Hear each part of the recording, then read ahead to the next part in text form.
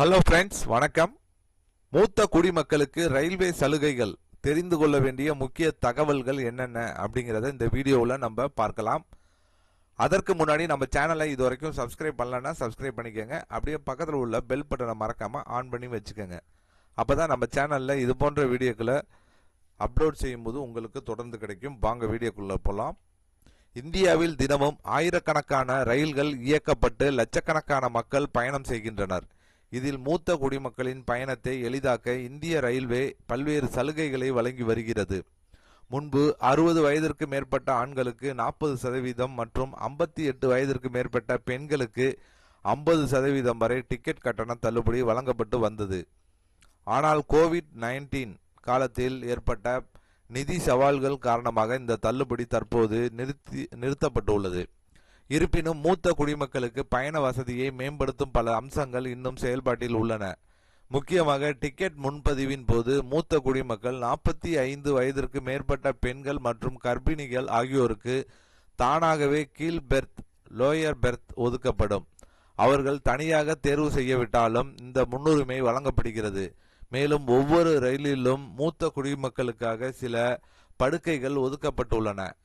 Sleeper வகுப்பில் 7, 3AC-யில் 5 மற்றும் 2AC-யில் 4 படுக்கைகள் நிரந்தரமாக வைத்திருக்கப்படுகின்றன.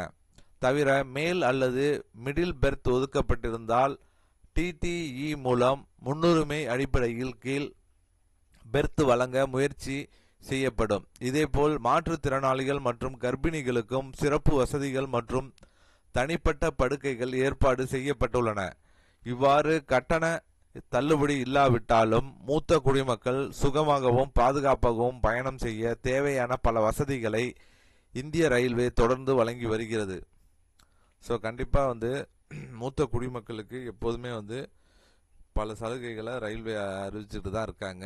ஸோ கண்டிப்பாக